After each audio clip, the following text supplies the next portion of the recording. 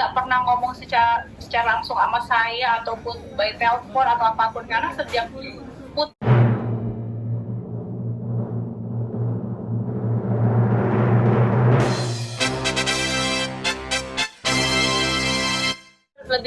lebih bertanya gitu, sebenarnya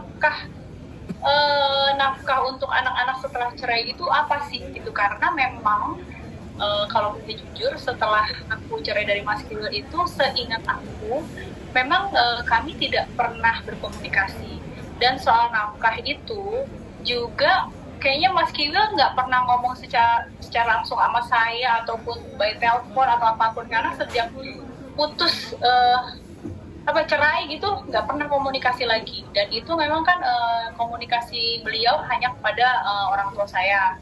Tapi memang untuk yang secara, jadi kalau untuk pribadi aku sih emang udah nggak ada nafkah gitu untuk ke anak-anak ya. Untuk anak-anak tidak ada nafkah, makanya yang saya pertanyakan adalah apa sih sebenarnya yang diomongin, karena saya nggak lihat pemberitaannya apa gitu.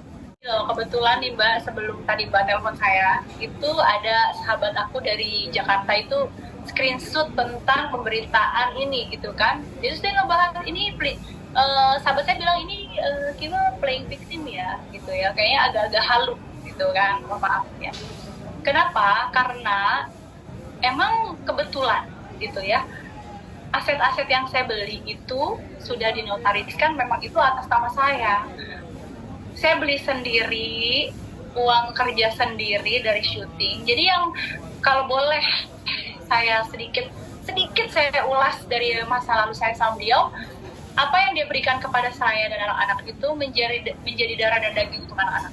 Itu kayak untuk biaya sekolah, untuk makan hari-hari, keperluan anak-anak, susu, pampers, kayak anak-anak kebutuhannya banyak ya. Seperti itu. Jadi tidak bisa secara spesifik, nggak bisa saya tabung untuk membeli aset. Karena itu saya bekerja. Nah, saya bekerja syuting selama bertahun-tahun gitu, bahkan dari sebelum Mbak, ini ada yang ini lagi Mbak, tahun-tahun saya nabung ya syuting. Dan kalau misalnya mungkin banyak orang yang apakah omongan Mbak Megi bisa dipertanggungjawabkan, sangat gitu, karena saya bekerja bertahun-tahun dari zaman saya kuliah di salah satu production house yang ternama tentunya. Saya merintis karir di situ, dan sehingga saya bisa punya uang dan bisa beli aset gitu loh Mbak. Memang saya tidak pernah melibatkan Mas Kiwil, karena kebetulan waktu saya beli rumah saya yang saya tempatin di Jakarta itu pada saat saya cerai dari Mas Kiwil. Saya bercerai dari Mas Kiwil itu di tahun 2011 sampai 2013 saya rujuk dengan beliau. Saya beli rumah itu di tahun 2012 gitu. Jadi kalau mau diusut, punya usut ya, memang itu aset saya beli sendiri. Usut memang Mas Kiwil tidak memberikan apa-apa berupa aset. Jadi kalau boleh saya jujur nih ya, dosa juga kalau saya nggak mengakui. Awal pertama kali kami menikah, tapi kan masih ngekos, ngontrak, numpang di orang tua saya, sampai akhirnya kita punya rezeki untuk bisa ngontrak rumah ya. Kemudian saya punya tanah pribadi di 2 tempat, lalu itu dibangun rumah dengan uang bersama. Ya, saya 30 juta, Mas Kiwil 30 juta. Mas Kiwil mengangsur kepada teman almarhumah nenek saya sebesar selama 6 bulan, per bulannya 5 juta, sehingga jadilah rumah sederhana ya. Lalu rumah itu dibangun dengan bantuan dari keluarga saya juga ya, dari uang Mas Kiwil juga sedikit-sedikit, sampai jadilah rumah yang layak gitu ya. Dan itu udah dijual Mbak dari kapan-kapan gitu. Dan begitu saya bercerai, saya tinggal sama ibu saya, rumah ibu saya yang saya bangunkan dari hasil saya syuting. Nah, saya kumpul uang, saya belilah rumah saya tuh yang di Bekasi Jati Asih itu, yang saya tempatin sekarang itu loh, yang rumah anak-anak. Nah, itu saya beli pada saat 2012, pada saat saya janda, Mbak. Jadi udah nggak ada urusannya sebenarnya sama Mas Kiwil gitu. Jadi kalau dia bilang itu atas nama istri saya, loh, mantan istri gitu ya artinya sekarang. Lucu Mbak kalau dibilang emang nggak ada aset yang dia tinggalin.